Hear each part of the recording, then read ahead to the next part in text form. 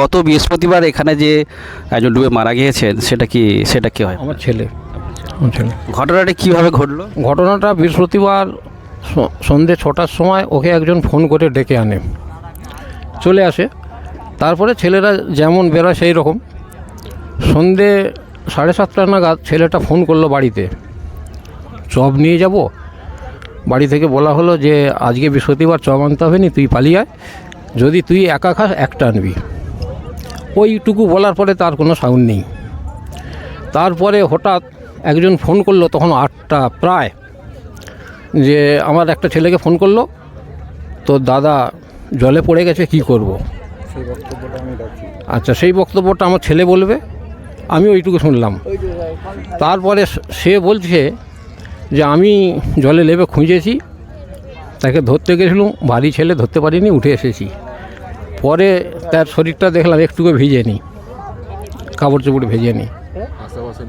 আশেপাশের লোকজনকেও ডাকেনি, এখানে এত লোকজন আছে, কোনো লোককে ডাকেনি, সে একলাই ওই কাজটা করতেছে। তার সঙ্গে আর কে ছিল, কী ব্যাপার, কিচ্ছু সে বলতে চায়নি। তারপরে থানা পুলিশ হয়েছে, থানা থাকতে পুলিশ এসেছিলো, জল পুলিশ এসে খোঁজ করেছে, আজ পর্যন্ত কোনো বডি পাইনি। আর সকালবেলা থানায় গিয়েছিলাম, বললাম যে আমাদের রোডেতে সিসিটিভি আছে, একটু আপনারা চেক করুন, আর ওই ছেলেটাকে নিয়ে একটু তদন্ত করুন, ওর সঙ্গে কে ছিল, কী ব্যাপার, এইটুকু জানলে আমরা খুব খুশি হতাম।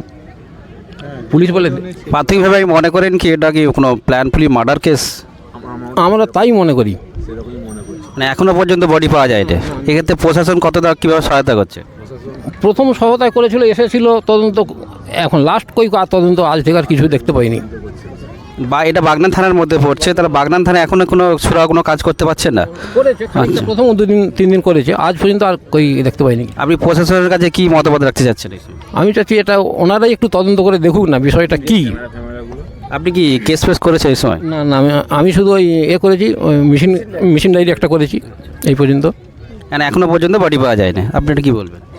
আমি তার ভাই, আমাকে ফোন করেছিল 8টা নাগাদ, ফোন করেছে যে তোমার দাদা জলে পড়ে গেছে, কি করব।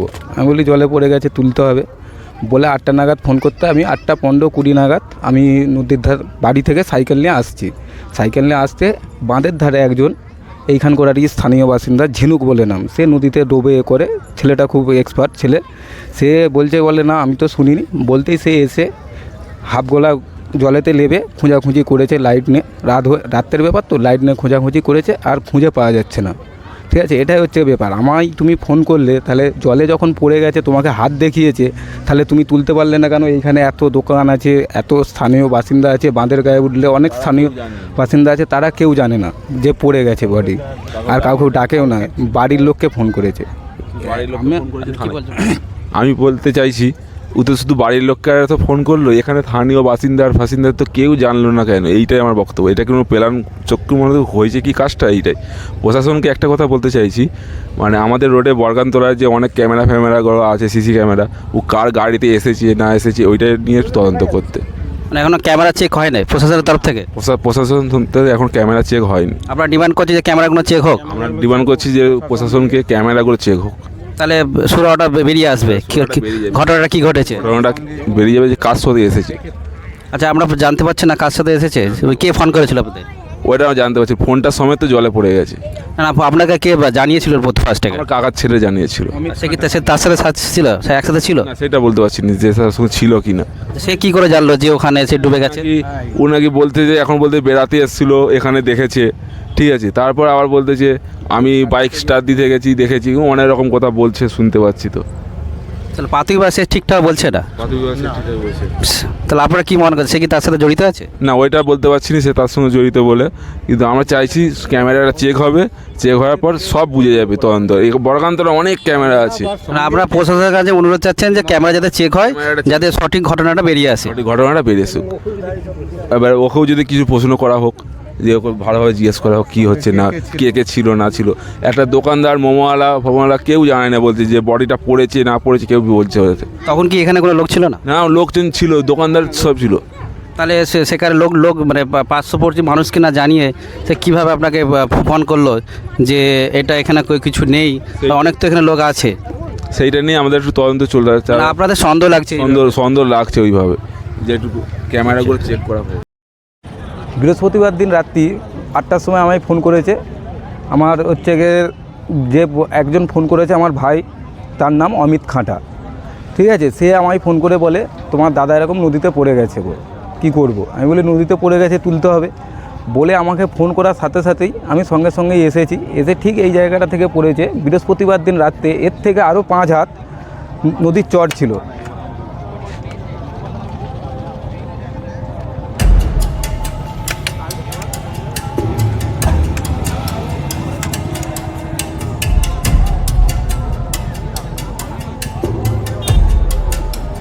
এর থেকে আরও 5 হাত নদীর চর ছিল। বৃহস্পতিবারের রাতের পর থেকে চরটা ধস নামছে, জোয়ার ছিল, আর নদীর জল এর থেকেও কম ছিল, ভাঁটা ছিল। ভাঁটার মধ্যে পড়েছে, বলে তোমার দাদা পড়ে গেছে। হাত তুলেছে, আমি তুলতে পারিনি, চেষ্টা করেছি। চেষ্টা করেছি বলতে গেলে এইখানকার যে দোকানদার, স্থানীয় যে লোকজন আছে, তারা কেউ কিছু জানে না। আমি এসে দেখি তার পা এতটা কাদা, সে চেষ্টা করেছে, তার হাঁটু পর্যন্ত পা কাদা, সে চেষ্টা করেছে, সে তুলতে পারে না, এটাই তার বক্তব্য। কিন্তু আমি আসার পরেই আমি এইখানকার যে একটা স্থানীয় বাসিন্দার নাম বললাম, ঝিনুক তার নাম, সে এসে 2 ঘন্টা খোঁজাখুঁজি করেছে, আপ টু এইখান থেকে কিশোরপুর পর্যন্ত নদীতে ডুবে ডুবে সে খোঁজাখুঁজি করেছে। এই জায়গাতে যে পড়েছে, এই জায়গাতেও ডুবেছে, সে পাচ্ছে না, তাকে পাচ্ছে না বলতে তারপরে আমরা প্রশাসনকে জানিয়েছি, প্রশাসন এসেছিল, তারা হচ্ছে গিয়ে স্পিড বোট দিয়ে খোঁজাখুঁজি চলেছে, তাকে এখনও পর্যন্ত পাওয়া যাচ্ছে না। কিন্তু এর যে কী রহস্যটা হলো সেটা আমরা বুঝতে পারছি না। যে আমায় ফোন করেছিল যে আমি তোমার দাদাকে দেখেছি, বাইকে স্টার্ট দিতে গেছি বা তার কাছে কিছু জানতে চাচ্ছি, প্রশাসনের কাছে আমার এটাই বিনীত আবদার। প্রশাসন যদি এটা করে থাকে খুব ভালো হব, উপকৃত হব। হ্যাঁ, এইখানটা, এই জায়গাটাতে পড়েছিল। এর থেকে 5 হাত চর ছিল তখন।